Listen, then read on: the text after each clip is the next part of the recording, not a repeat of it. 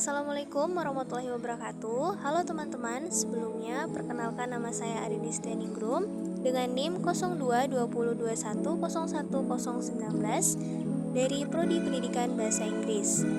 Kali ini saya membuat video pembelajaran untuk memenuhi tugas dari mata kuliah pembelajaran berbasis budaya MPKM, di mana video ini akan membahas tentang tradisi masyarakat Puna, yaitu Katoba, atau dalam bahasa Indonesia disebut pengislaman. Mengapa tradisi di sini disebut dengan Katoba dan dalam bahasa Indonesia disebut dengan pengislaman? Pasti memunculkan pertanyaan di benak teman-teman kan? Maka dalam video ini akan dibahas secara singkat dan jelas. Yuk teman-teman, saksikan videonya sampai akhir ya. Masyarakat Puna mengawali tradisi Katoba melalui serangkaian proses islamisasi dan akulturasi nilai-nilai fundamental suku Puna dengan nilai-nilai Islam. Pelaksanaan tradisi Katoba pertama kali terjadi pada masa pemerintah Raja Muna ke-13 pada tahun 1671 hingga 1716, yaitu Raja Laode Abdurrahman yang bergelar Sangya Latuwo. Sejak saat itu, tradisi Katoba tertua dan berkembang tetap dipertahankan dan hidup di tengah-tengah masyarakat Muna. Tradisi Katoba bagi masyarakat suku Muna merupakan salah satu upacara adat yang memiliki makna kultural dan spiritual. Tradisi ini merupakan sebuah ritual penyucian atau pengislaman pada seorang anak yang telah memasuki usia akil balik. Istilah Katoba berasal dari kata toba, di mana kata toba ini berasal dari bahasa Arab, yakni taubah, yang berarti menyesal atau tobat. Secara harfiah, taubat di sini dapat berarti menyesali segala perbuatan buruk yang pernah dilakukan dan berjanji untuk tidak mengulanginya kembali di kemudian hari. Bagi masyarakat Puna, anak-anak yang berusia 7 hingga 12 tahun setelah melakukan pican harus diikuti dengan ritual Katoba sebagai bentuk legitimasi adat untuk memberikan fondasi akhlak bagi anak dengan menanamkan nilai-nilai adat, budaya dan agama bagi anak agar dijunjung tinggi dan diterapkan dalam kehidupannya setelah dewasa nanti.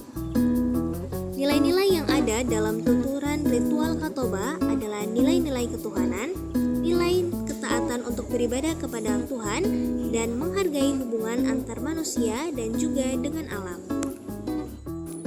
Rangkaian ritual Katoba ini dimulai dari tahap persiapan ritual yang disebut Goleano Meta'a, atau menentukan hari baik, yang dilakukan oleh orang tua yang disebut Pandai Kutika, yaitu orang tua atau tokoh yang dianggap mengetahui tentang hari-hari baik dan tahu cara menetapkannya. Setelah hari baik telah ditetapkan, maka ritual dapat dilaksanakan.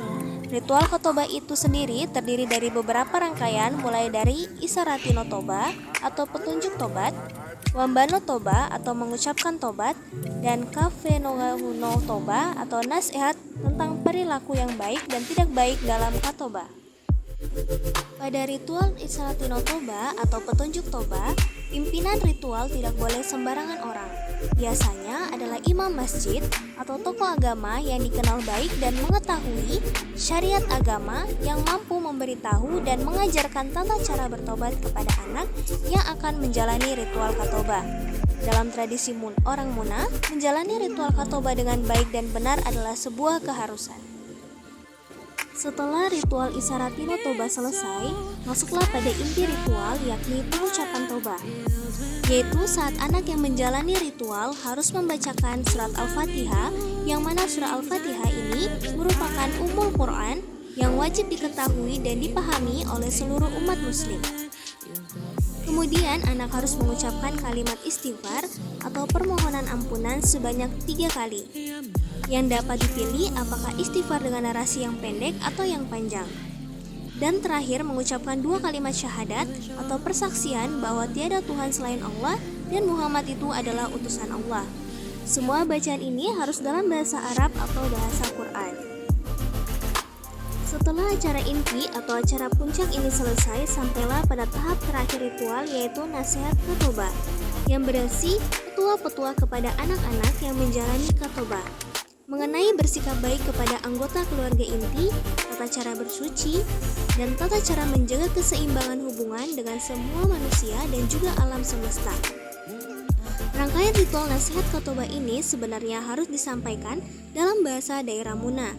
Namun oleh karena perkembangan zaman banyak anak-anak yang sudah kurang paham berbahasa daerah, maka tidak ada masalah jika menyampaikannya dalam bahasa Indonesia atau disampaikan dalam bahasa Muna, lalu diterjemahkan dan dijelaskan dalam bahasa Indonesia. Inilah beberapa foto dokumentasi prosesi adat khotbah pada masyarakat daerah Muna. Nasihat khotbah ini terdiri dari 3 bagian nasihat atau petunjuk, yakni 1. Lansaringino atau bersikap baik kepada anggota keluarga inti. Ini berisi syair-syair yang disampaikan secara turun-temurun hingga saat ini. Kedua, kaloe oet atau tata cara bersuci.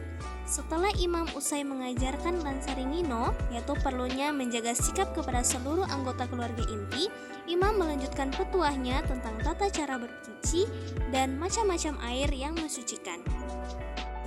Yang ketiga, hakuna asi atau menjaga keseimbangan hubungan dengan sesama manusia dan alam semesta. Nasihat yang disampaikan di dalam hakuna asi ini berisi syair-syair yang berbeda antara syair untuk anak laki-laki dengan anak perempuan.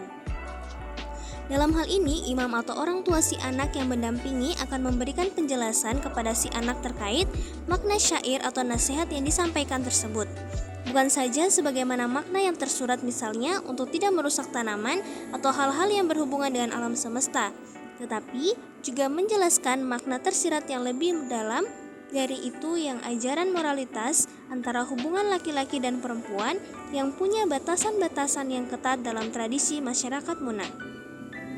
Jika hakuna asi ini dilanggar, masyarakat suku Muna percaya bahwa hal itu akan mendatangkan bencana dan malapetaka bagi yang melanggarnya. Setelah tradisi khotbah selesai dilaksanakan, maka imam akan membaca doa harwa sebelum dilaksanakan makan bersama dengan seluruh anggota keluarga, sebagai wujud rasa syukur atas lancarnya tradisi yang telah dilaksanakan, dan juga sebagai ungkapan rasa syukur pada Allah atas rezekinya yang telah diberikan kepada keluarga.